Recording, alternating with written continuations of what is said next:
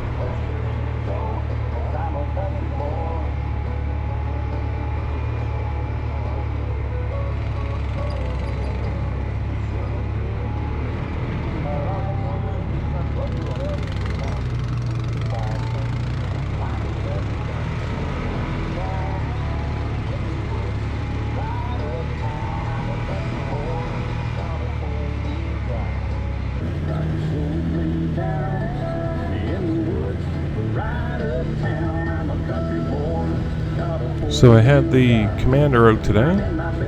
The bike was working pretty good. Had a couple of issues there along coming to the end of the run. Come to find out it was my battery. I wasn't sure what it was at the time, but nothing major. Just time to add a second battery to the bike, and I'm working on that right now. So hopefully we'll get that done, and we'll get back out on the trails.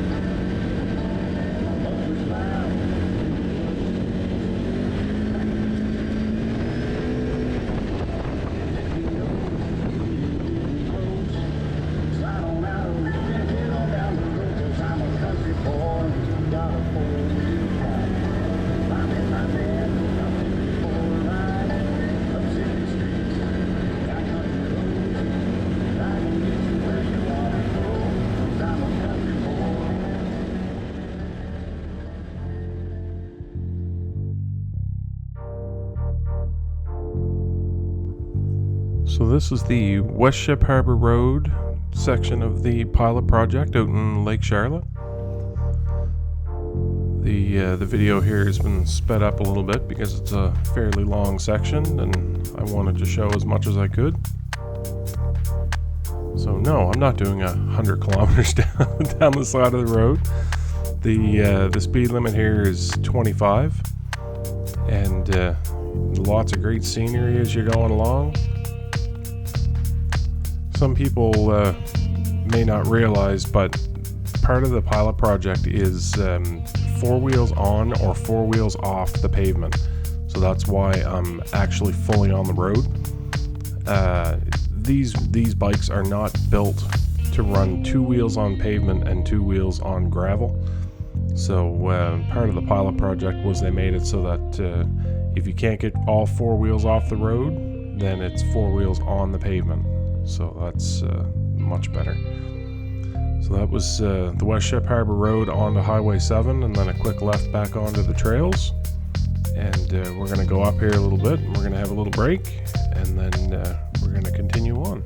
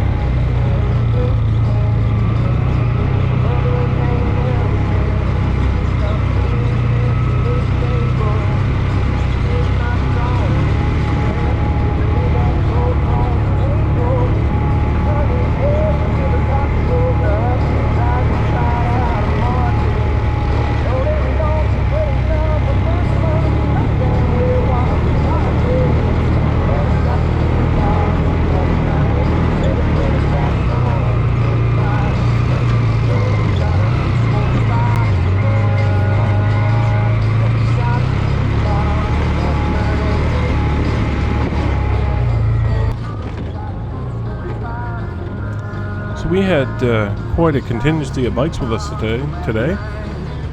We had my buddy Matt riding the Honda 520, Greg running the Maverick 1000, his son Lawson running the Outlander 400, Jason and Melissa in the Razor 800S, Jason and Nicole in the Razor 900, Santina and Jeff in the Commander, I believe it's an 800. I'm not sure if it's an 800 or 1000, I forget.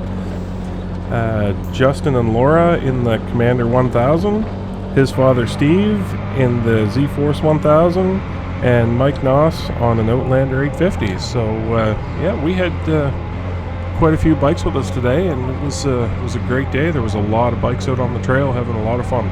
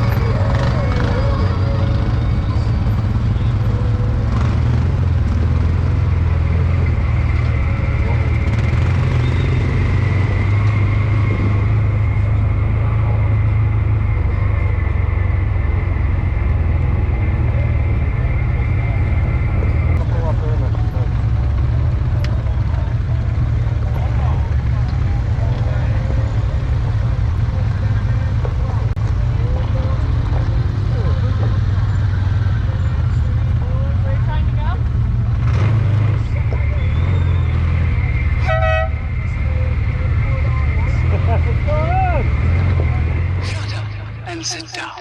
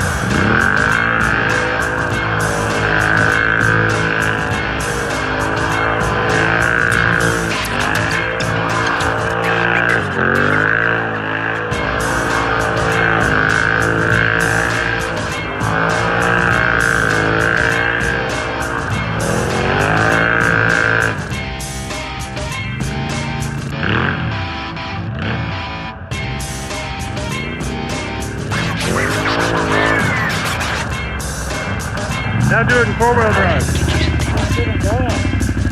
Hammer. Got a wheel and hammer.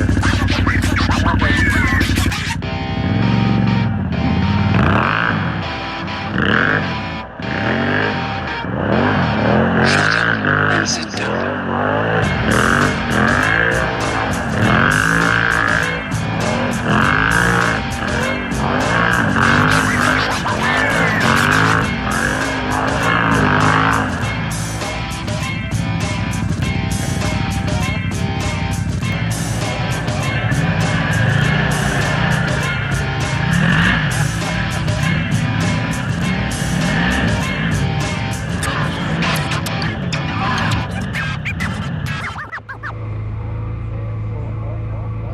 Yeah, we just finished up lunch there. We're just heading back down the trail.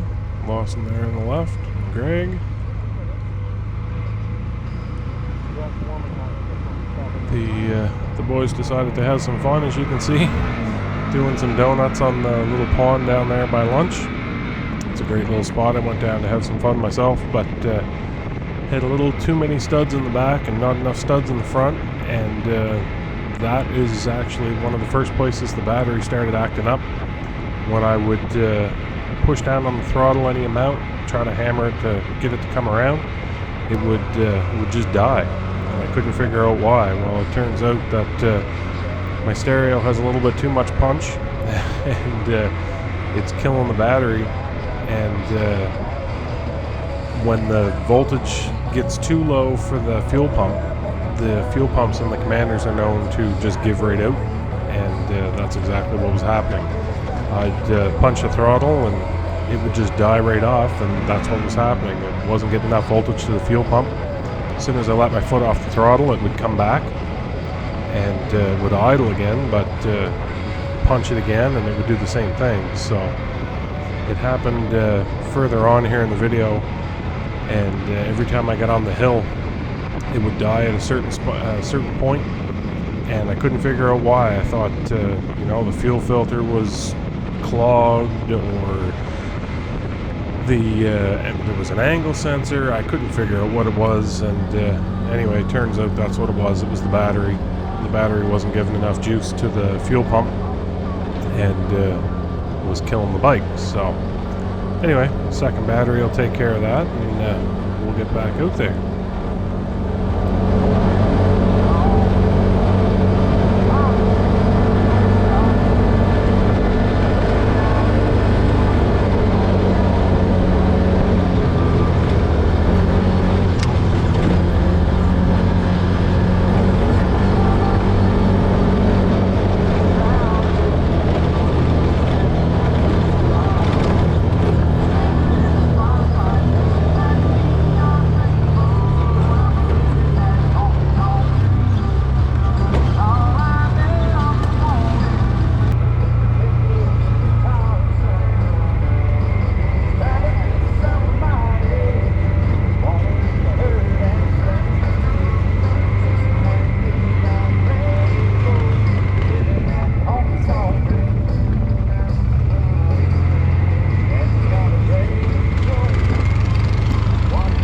arrived at their warming hut here. They got a great little spot. I didn't actually get any video of the warming shack at all, but it's a great little spot. Great spot to warm up and just take a break, get back on the trail.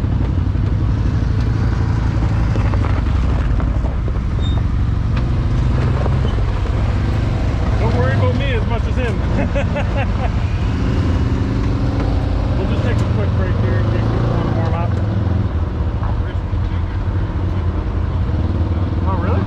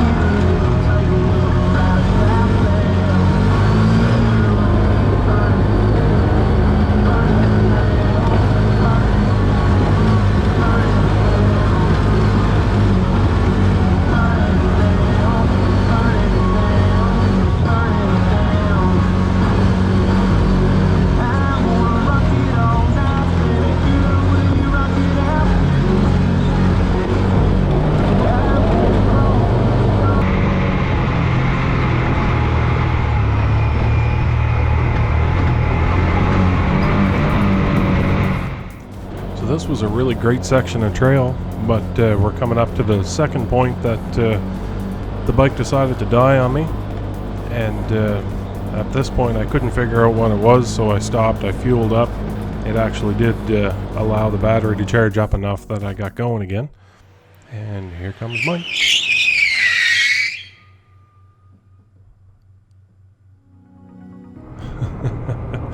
Anyway, you could see the hill there in front of me back in the last clip as Mike came down the hill. When I shut the bike off, it allowed it to have enough charge to get it going again, and got me up the hill, and then I just kind of limped out. So this is basically the end of the video, so thanks for watching. Don't forget to hit like on the video if you enjoyed it. It really helps the channel a lot, and don't forget to subscribe to the channel. And yeah, thanks for watching, thanks for your continued support, and we'll see you on the trails.